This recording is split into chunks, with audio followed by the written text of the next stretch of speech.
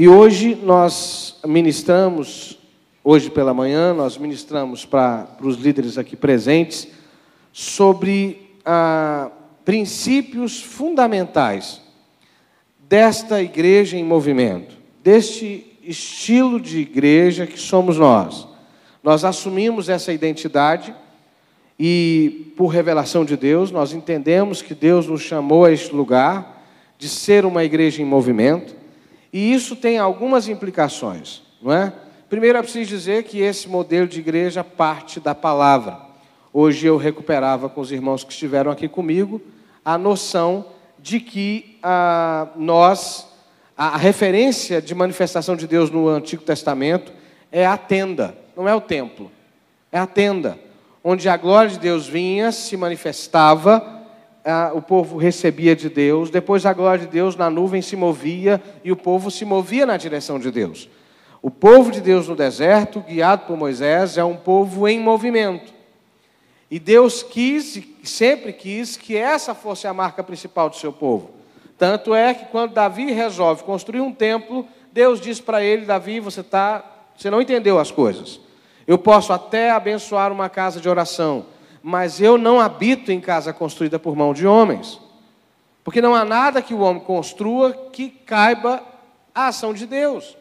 Nós somos a casa de Deus, nós somos o povo de Deus, e a nossa vida está em constante movimento, está em constante mudança.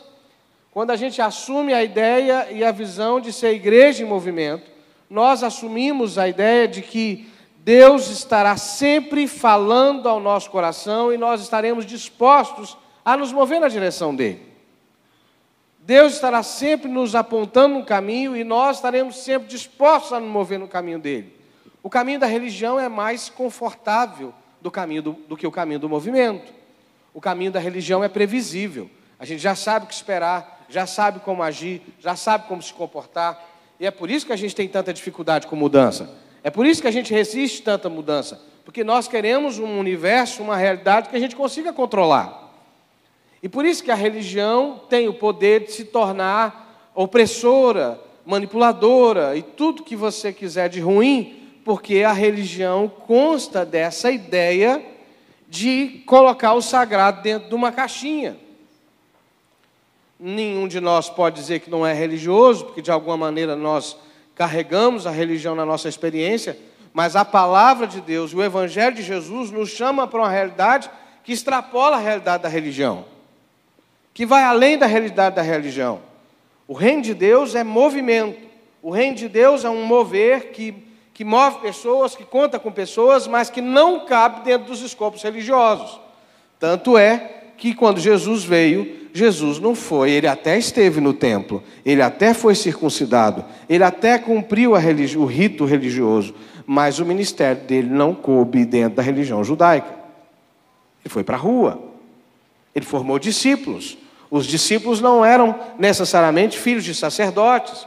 Jesus não seguiu a linhagem religiosa da sua época, ele fez uma releitura dela e expandiu. Então, quando a gente se assume igreja em movimento, nós estamos nos conectando com os princípios da palavra, de Atos dos Apóstolos, que é chamado de Atos do Espírito, é a igreja que se move no Espírito, pelo Espírito, através do Espírito, e no Espírito manifesta coisas novas. E essa realidade é uma realidade que toca a minha vida pessoal, porque a igreja não é outra coisa a não ser a aliança entre pessoas que vivem esse movimento do reino. Porque como indivíduos nós também podemos ser apenas religiosos. Como indivíduos nós podemos também ser apenas observadores de ritos, apenas observadores de tradições religiosas. Quando a gente assume essa visão de ser igreja em movimento, como indivíduos, nós passamos a estar abertos ao novo de Deus constantemente. A gente caminha nos ombros daqueles que nos antecederam, mas nós vamos além deles. Nós temos a responsabilidade de ir além deles. Nós precisamos ser cristãos mais comprometidos, melhores do que aqueles que nos antecederam. Porque nós temos entendimento também que na medida que o povo de Deus caminha e vai registrando coisas, nós temos a palavra que os primeiros discípulos não tinham o registro de todas as cartas de Paulo, não tinham todos os registros dos evangelhos. O primeiro evangelho vai ser escrito só 30 anos depois da ressurreição de Jesus. Não é? A primeira carta de Paulo também é escrita em torno de 30 anos depois da ressurreição de Jesus. Ou seja, nós hoje temos muito mais condições de aprofundar e de ver o que Deus propõe para nós do que os primeiros discípulos. A questão é assumir essa dinâmica de um cristão e de um discípulo em constante aprendizado e crescimento, como eram os discípulos de Jesus no seu tempo. E para isso nós hoje reafirmamos alguns desses princípios. E eu vou apenas mencioná-los aqui, não é? Quero apenas mencioná-los aqui. Nós começamos hoje conversando com esses irmãos, primeiro sobre a noção de que somos filhos de Deus e as nações são parte da herança que o Senhor nos confiou. Não é? Salmo 2 diz, ele me disse, tu és meu filho, eu hoje te gerei, pede-me, eu te darei as nações por herança e as extremidades da terra da tua possessão. Nós trabalhamos aqui hoje de manhã a ideia de que só quando nós rompemos com o espírito de orfandade e assumimos a identidade de filhos de Deus, é que esse movimento começa a fazer de fato sentido. Enquanto eu me comporto apenas como membro da igreja, como um adepto de uma denominação, eu me prendo nos direitos, nos deveres, nas obrigações que esse papel me delega. Por outro lado, quando eu me assumo filho de Deus, eu começo a viver a agenda da família de Deus. Eu começo a viver o movimento da família de Deus.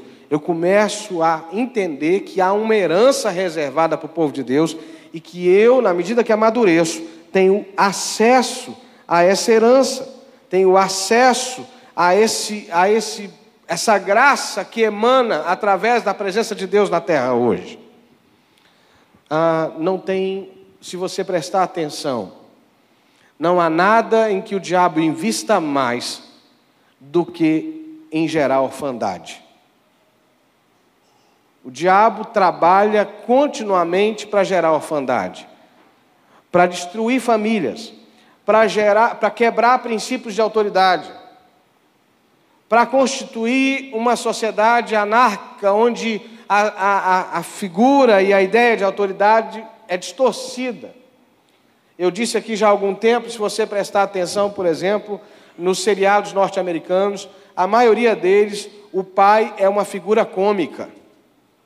Já prestaram atenção nisso? O pai é um bobão, que está sempre falando coisas engraçadas, ele é sempre um sem noção, que não vê, que não entende, que fica sabendo por último. Já prestaram atenção nisso? Dê uma olhada. A maioria das séries, as séries de super-heróis, hoje, o super-herói, em algum momento da estrada, ele vira a casaca, vira do mal, né? Ele fica submetido ao mal. Né? Teve um filme recente dessa série em que o mal triunfa. E o filme termina assim, o mal vence, triunfa. E fica uma sensação para a gente que foi formado na geração anterior, né? Diz assim, como assim? Né? Vai terminar desse jeito? Né? Porque há uma ideia de desconstrução dessa perspectiva de que o bem vence, de que o perfil de autoridade é definitivo, é importante. Por isso que cabe à igreja resgatar esse lugar de filhos. E é por isso que nós não somos apenas uma igreja onde a gente quer que as pessoas frequentem os nossos cultos. Nós somos uma igreja que acredita na construção de relacionamentos, de prestação de contas, de alinhamento com uma visão. A gente não acha que vem para cá só para receber uma palavra e depois voltar para casa e fazer o que quiser. Nós entendemos que há uma visão de Deus para nós. Ser uma igreja em movimento, ser uma igreja bíblica, ser uma igreja missionária, ser um povo que vive o reino de Deus na terra é um chamado de Deus para a nossa vida. Então esse é para nós um primeiro e inegociável fundamento. Nós somos filhos de Deus, nós somos amados de Deus, nós somos gerados para viver em família, nós temos promessas, nós temos herança. E aí o segundo passo desse processo é uma estratégia e segurança que Deus tem para nós. Deus nos deu uma estratégia e segurança. Quer dizer, Deus não disse só assim, sejam meus discípulos, sejam meus filhos e pronto. Ele disse, sejam meus discípulos, sejam meus filhos, e eu vou dizer para vocês como é que vocês vão viver isso. E aí o texto que eu quero ler é Mateus 28, que é um texto tão conhecido da gente. Mateus 28, de 18 a 20. Mateus 28, de 18 a 20.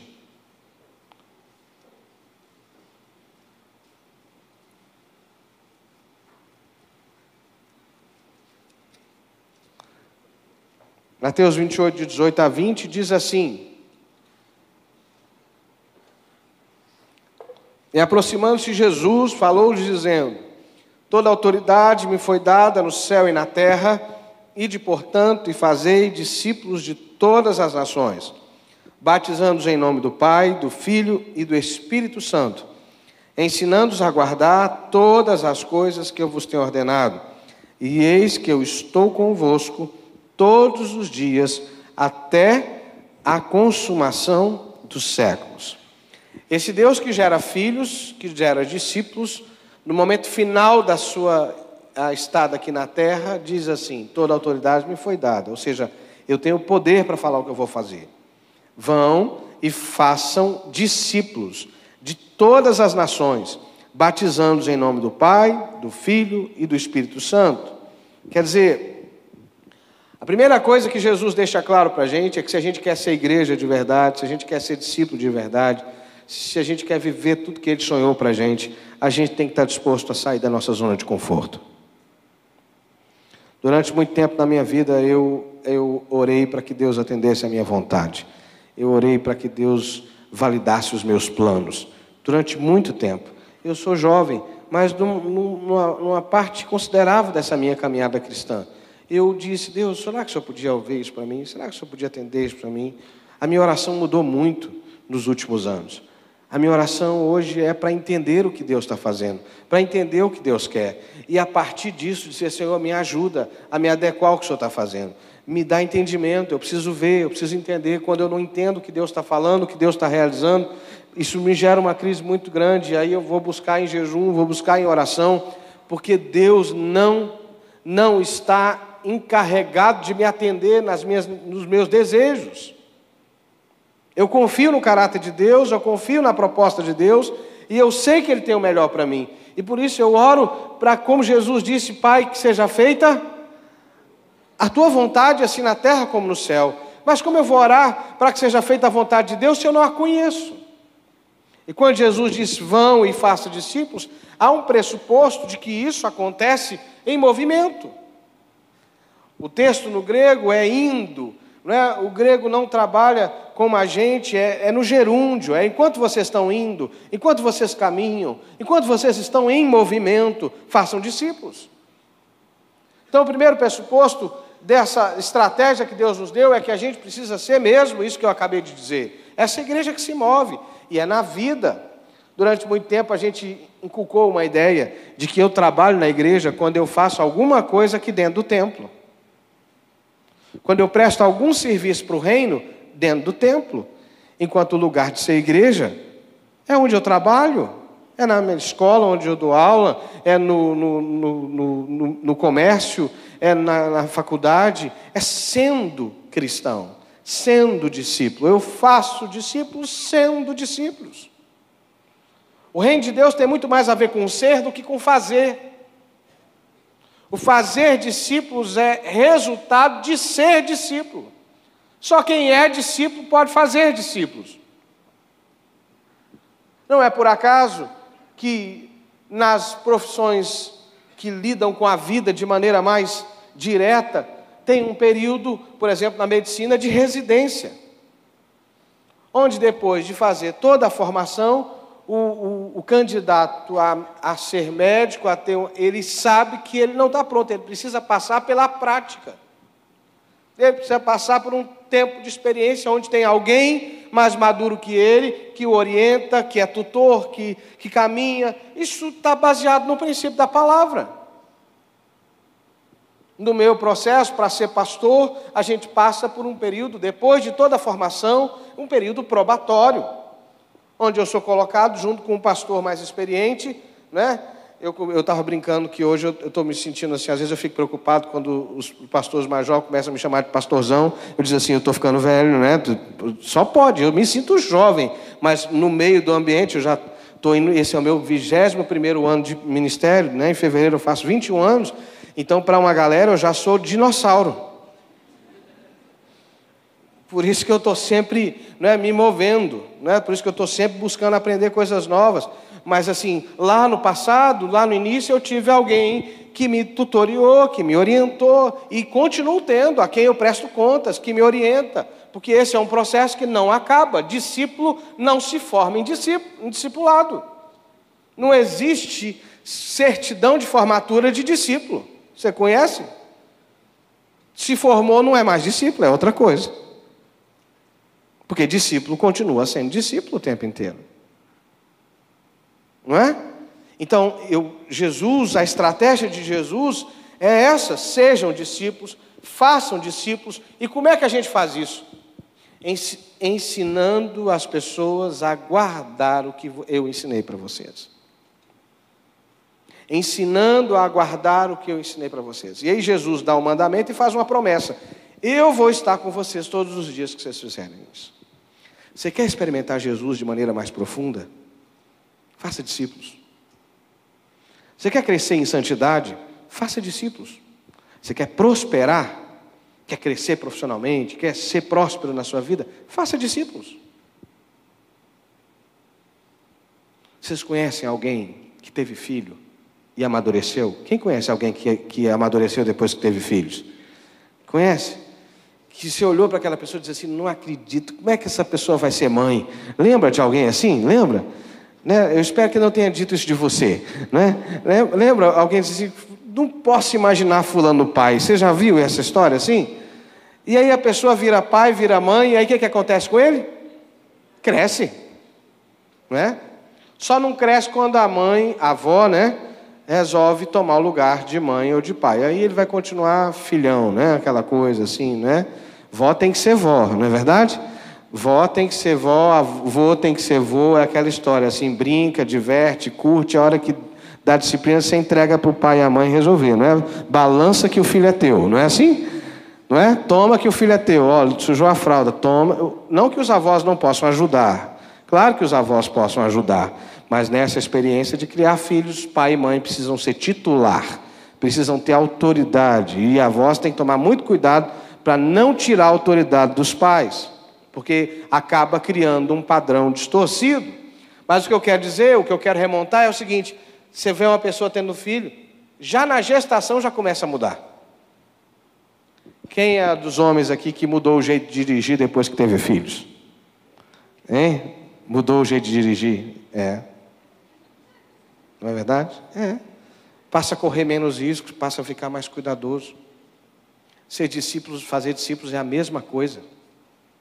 Quando você começa a fazer discípulos, naturalmente você começa a crescer. Entendeu? Naturalmente você começa a crescer, porque você vai lidar com problemas para os quais você não tem resposta. Aí sabe o que você tem que fazer? Você tem que orar. Você vai ser confrontado com situações que você nunca viveu. Meu Deus, eu já lidei com cada coisa fazendo discípulos, que eu disse, Senhor, o que eu faço com isso? Que depois de ouvir a pessoa, a cabeça ficou desse tamanho.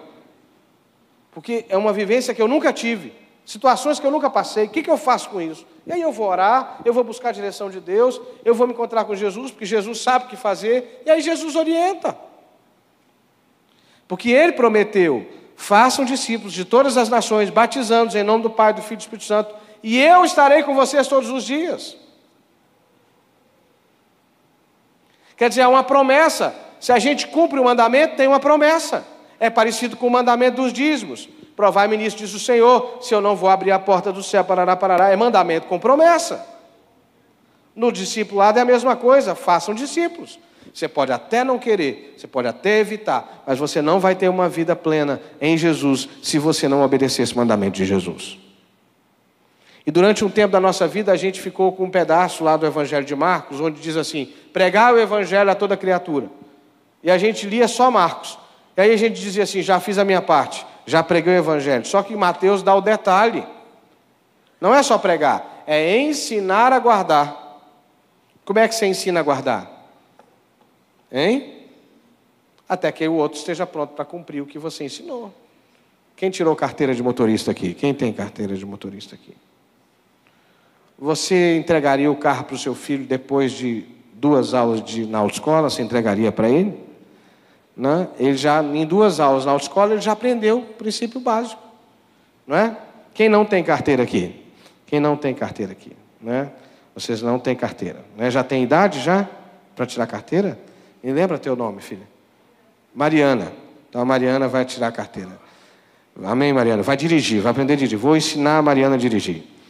Então, Mariana, você faz o seguinte, você senta no carro, a primeira coisa que você faz é colocar o cinto de segurança. Tá certo, Mariana? A Mariana é aprendiz, discípula essa menina. Vai lá, coloca o cinto de segurança. Né? Aí você, dependendo do carro, se o carro for automático, você tem que pisar no freio primeiro. Vamos no carro automático, que é mais fácil. O carro manual, você vai precisar aprender embreagem e tal, então deixa isso quieto, depois a gente aprende o outro. Então, você põe o pé no freio e liga o carro, tá certo, Mariana? Liga o carro. E aí, o carro automático já é um pouco acelerado, então não precisa nem apertar o acelerador, tá? Põe no D de drive. Eu não sei porque continua em inglês, né? Já tem tantos anos que continua em inglês. Põe no D de drive. Olha para frente. Olha para frente, acelera e pronto. Vai embora. Dá seta, quando você for entrar para a direita e tal. Guto, você pode emprestar o carro para a Mariana, para ela... Ela é discípula. A gente podia fazer um teste, entregar o carro para ela. É um carro automático, você entrega, não? Hein? E aí, não vai de jeito nenhum. A gente acha que ia fazer discípulo assim. A gente desenvolveu o plano de salvação em 4 passos para a pessoa e diz assim, agora vai e vive a vida com Jesus. Conversa fiada. Serve para apresentar a pessoa a Jesus, mas viver com Jesus é outra história. Tu tem que chamar ele para perto, dizer assim, vem cá, caminha comigo, anda comigo. A pessoa pode até ter uma experiência de encontro com Jesus a partir de uma apresentação, de uma caminhada, mas ele só vai se tornar discípulo de Jesus na medida que você chamá-lo para caminhar com você. Entende? E aí a gente vai, e eu queria que você me acompanhasse no Evangelho de João, capítulo 4, versículo 24. João, capítulo 4. Me acompanha lá em João, capítulo 4.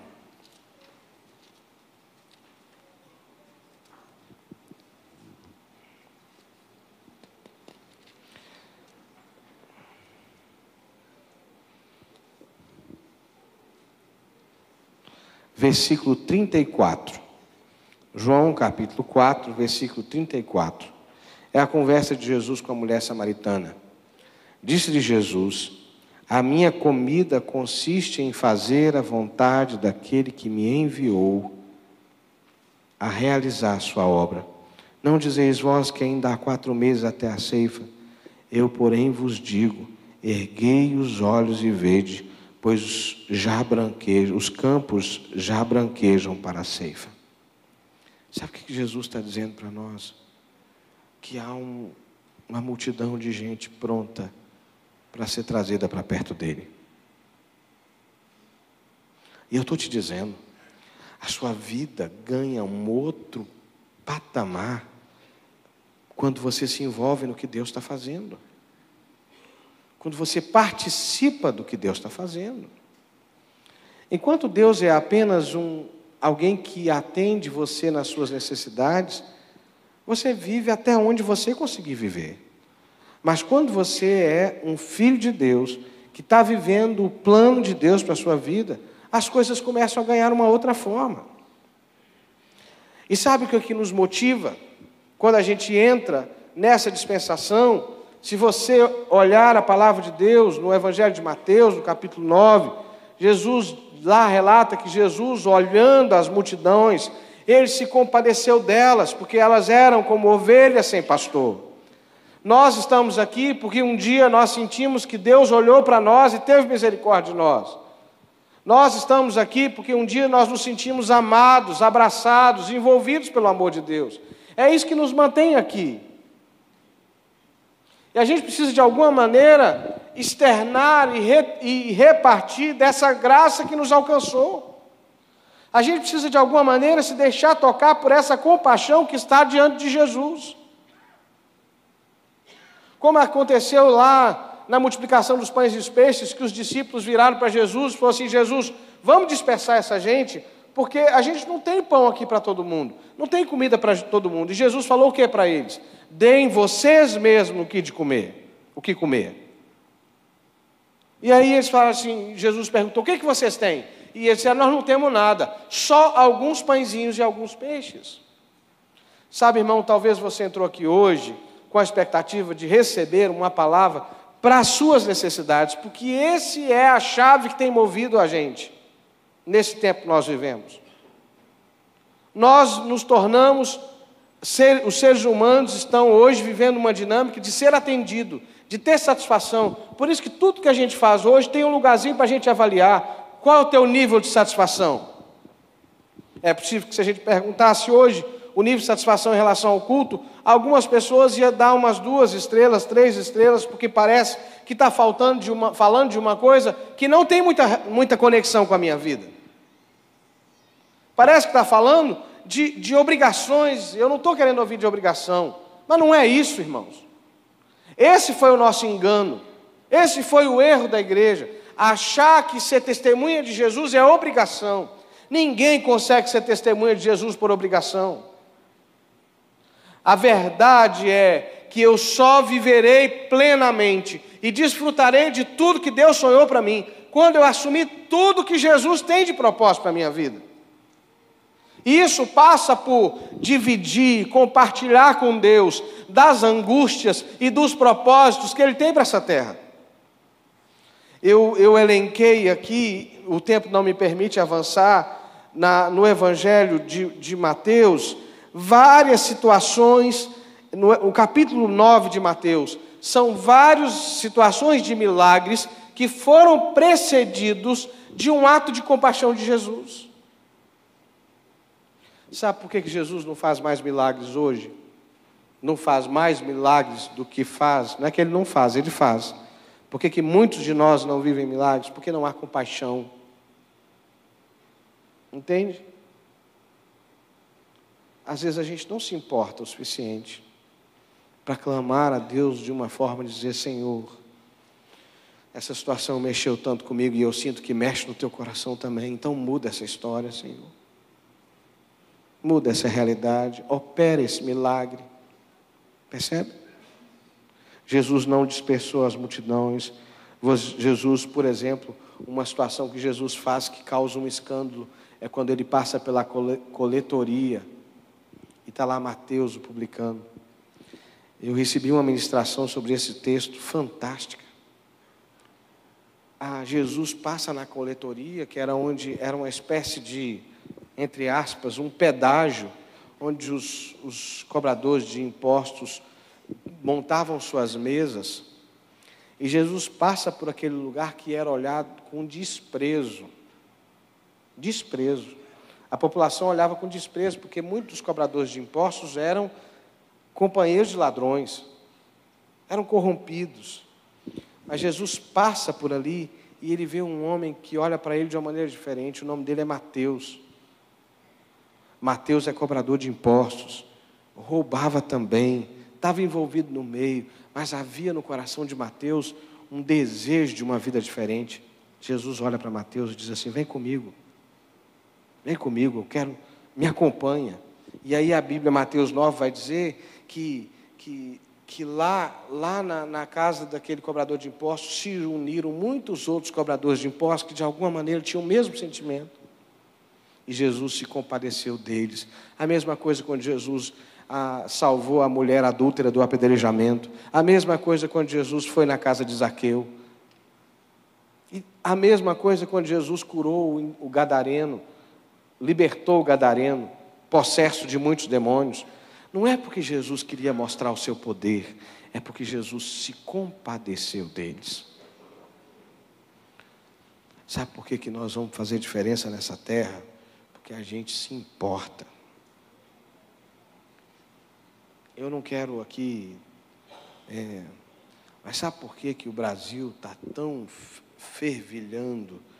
Está fervilhando tanto sobre a política nesses últimos tempos? Sabe por que a discussão política se acirrou tanto e se polarizou tanto no Brasil nos últimos anos? Porque, de alguma maneira, há uma dor na população, porque está sentindo que a bagunça que a gente vive desde a nossa colonização, de repente ela chegou num nível de doença intolerável, que está nos causando asfixia. Me ajudem, como é que é a palavra? Isso. E aí todo mundo que está sem ar começa a querer dar opinião. E gente que nunca participou disso começa a participar porque está ficando sem ar. Ou seja, está tocando a nossa vida. Às vezes a gente não se envolve na agenda do reino de Deus porque isso está distante demais de nós. Nós temos uma vida confortável. De vez em quando a gente precisa de Deus. Só que não é essa a verdade. Deus é a razão da nossa vida. Deus é a razão da nossa existência. A nossa existência só é completa quando ela é vivida na presença de Deus. E ter compaixão por esse mundo e ter ao mesmo tempo uma visão, a visão que Deus tem para o mundo, não é fruto de ser um crente fervoroso. Não, não é isso. É fruto de ter intimidade com o Pai e compartilhar do mesmo coração do Pai. É só isso. E isso nos denuncia. Isso nos deixa expostos. Ou nós temos intimidade e compartilhamos das dores, das angústias e dos planos do Pai. Ou a gente não tem intimidade, é superficial e o nosso olhar é apenas religioso, é apenas a partir do meu umbigo, do que eu quero, do que eu preciso e do que eu acho que Deus tem que fazer para a minha vida. A nossa oração hoje é que Deus alinhe o nosso coração ao dele. Amém, irmãos? Que Deus alinhe o nosso coração ao dele e nos encha dessa convicção de que somos filhos amados, filhos do seu amor, chamados para fazer diferença nessa terra e que usufruem e vivem o mesmo sentimento de Deus pelo mundo, pela sua casa, pela sua família. Eu queria te convidar já a ficar em pé, que nós vamos orar.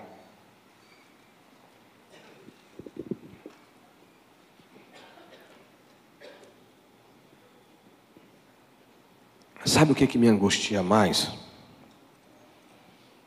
Não é o fato, às vezes, da igreja e dos cristãos não terem uma postura de cuidado e de compaixão com quem está lá fora.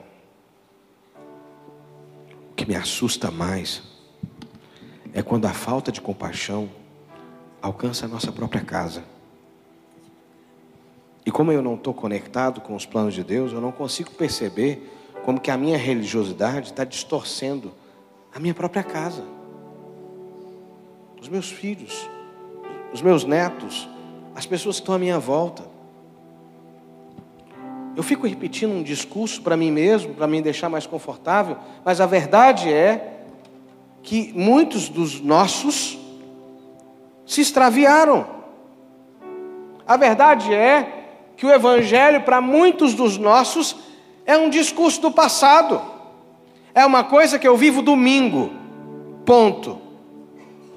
Passou o domingo, eu tenho uma outra vida. Não vem com esse exagero para mim, não. Não vem com essa... Você está fanático agora. Que história é essa de santidade? Não. Igreja é dentro do templo. Lá eu faço tudo bonitinho. Levanto a mão, dou meu dízimo. A maior igreja hoje do Brasil é a igreja dos desigrejados. É a maior igreja do Brasil. A igreja que passou pelos nossos quintais, passou por nós. O maior índice de violência contra a mulher está no meio dos evangélicos. Sabia? De gente que faz uma leitura, desculpa a palavra, mas imbecil da Bíblia. Que acha que quando a Bíblia diz assim, submetei-vos aos vossos maridos, significa que a mulher é de uma segunda categoria. É imbecil isso. Deus fez homem e mulher à sua imagem e semelhança, ponto. A submissão tem a ver com estar debaixo da mesma missão, debaixo de uma mesma revelação, que tem o marido como líder, mas nunca Deus falou de categoria de ser humano. Mas isso foi gestado dentro das nossas igrejas. Apesar dos nossos cursos, apesar dos nossos cultos, apesar da nossa escola dominical, apesar dos nossos grupos societários, apesar de todas as nossas estruturas, sabe por quê? Porque caráter não se transforma em curso, caráter não se muda no culto, caráter se muda na vida, vida na vida, um discípulo sendo orientado pelo seu discipulador. Eu tenho paixão por ensinar, sou mestre por escolha e por chamado de Deus, mas eu sei que o que mudou a minha vida foi quando Deus levantou um homem que resolveu orar por mim, investir na minha vida. E ainda hoje, quando eu ligo para ele, ele diz assim: já orei por você hoje, meu filho. Já orei por você hoje, meu filho. O que você está precisando? O que está acontecendo? Quem investe na minha vida foi o exemplo também do meu pai. Do meu pai, que teve coragem de dizer publicamente: eu vivi uma vida miserável, de adultério, sabe, de bebida, eu me arrependo dessa vida. Testemunhou muitas vezes, dizendo: eu me arrependo. Eu ouvi meu pai dizer para mim que a vida religiosa que ele viveu, de pecado, deu errado, quase acabou com o casamento dele. Ele se arrependeu. Então eu tive a referência de um pai que se arrependeu, e não de um pai que ficou tentando maquiar, pintando de religioso, mas vivendo uma outra vida. Ele hoje já não consegue conjugar as palavras. Ele hoje já não consegue construir uma frase inteira. Mas o legado da vida dele continua falando sobre minha vida. E vai continuar para toda a minha vida. Porque eu não vi um religioso que dizia para mim o que eu tinha que fazer. Eu vi na vida do meu pai, do meu discipulador, dos meus discipuladores. Eu vejo ainda hoje a referência de homens de Deus, que sabem o que é passar por luta, que sabem o que é dizer perdão, que sabem o que é dizer: eu errei, eu preciso começar de novo. Isso é vida. É por isso que Jesus, quando esteve nessa terra, não montou nenhum curso, não montou nenhuma instituição. Jesus disse assim: venham comigo, vejam a minha vida, caminhem comigo. Então, irmãos, nós vamos continuar fazendo cursos, nós vamos continuar tendo escola dominical, nós vamos continuar tendo cultos, nós vamos continuar tendo tudo isso, mas a nossa prioridade é vida na vida. É isso que é a nossa prioridade, porque essa é a prioridade da palavra. Foi Jesus que disse assim. E se a gente quiser ser relevante nessa terra, é isso que a gente tem que fazer. É isso que a gente tem que fazer. Você pode não gostar, mas é a orientação da palavra. E aí eu dou liberdade a cada um para gostar ou não gostar, mas obedecer é uma outra questão. A gente não precisa gostar, a gente precisa obedecer. É isso que a gente precisa. A gente não precisa concordar. Ninguém está sendo chamado a concordar aqui. Pode discordar, mas obedece. Obedece, porque na obediência vem a bênção. Amém? Em nome de Jesus, vamos dar as nossas mãos. Enquanto o Ministério Louvor nos conduz numa canção de adoração, nós vamos clamar: Senhor, como igreja. E há um movimento profético aqui hoje, sabe? Porque a nossa igreja, ela tem se organizado a partir de vários segmentos, mas hoje tem uma mistura aqui. Hoje tem líderes do Ciméria, hoje tem líderes do Expansão, hoje tem líderes do povo que frequenta o culto da noite, hoje tem líderes da igreja que se reúne pela manhã. Está todo mundo misturado aqui. Tem expressões dos diversos segmentos da nossa igreja. E nós precisamos como uma igreja só, porque nós não somos várias igrejas, nós somos uma igreja só. Nós precisamos dizer no mundo espiritual: sim, Senhor, nós nos submetemos à Tua vontade. Amém, irmãos? Sim, Senhor, nós atendemos o teu chamado. Então eu queria que enquanto o ministério cantasse, que você erguesse a sua voz, você mesmo, comece a orar, comece a dizer: sim, Senhor, eu quero cumprir a tua vontade nessa terra. Comece, querido, comece a clamar, abra a sua boca e diga: sim, Senhor, eu quero cumprir o teu chamado nessa terra. Sim, Senhor, eu quero obedecer o teu chamado nessa terra. Sim, Senhor. Ah, Deus de amor, Deus de graça, como nós chamamos, como a tua graça, como o teu poder, como a tua presença é Deus real neste lugar. E como nós amamos a tua presença, nós não queremos nada mais do que a tua presença. Nós queremos ser, ó Deus, encharcados, ó Deus, dessa presença. Nós queremos mergulhar nessa presença. Nós queremos ser conduzidos por essa presença. Ah, Senhor, eu te peço nessa manhã, alinha o nosso coração com o teu e dá-nos a identidade de filhos de Deus. Filhos de Deus, filhos de Deus. Nós queremos te chamar de Pai, como Jesus que dizia: Abba, no Paizinho. Nós queremos, ó Deus, que o teu Espírito cele no nosso espírito que somos filhos de Deus. Que cada discípulo possa ouvir aqui nessa noite, nessa manhã: Tu és o meu filho amado em quem eu tenho todo prazer. Tu és o meu filho amado em quem tenho todo prazer. Eu estou alegre com a tua vida. Eu quero te ver crescer. Eu quero te ver frutificar. Ah, Senhor, dá-nos graça para obedecer a estratégia que o Senhor deixou. Nós não queremos achar que somos melhor que Jesus. A estratégia é simples: façam discípulos e batize-os. Faça discípulos e batize-os, ensinando-os a guardar o que eu ensinei para vocês. E eu vou estar com vocês. O Senhor não mandou construir prédio. O Senhor não mandou abrir, ó Deus, templos. O Senhor mandou fazer discípulos. E nós alinhamos o nosso coração com essa estratégia. Nós queremos fazer discípulos. Queremos ser tocados pelo coração do Senhor para essa terra, pelo coração do Senhor para nossos filhos, o coração do Senhor para nossa família, o coração do Senhor para nossa casa, o coração do Senhor. Nós queremos que o coração do Senhor toque o nosso, para que haja amor, para que haja expectativa, para que haja compaixão e o teu nome seja manifesto nessa terra.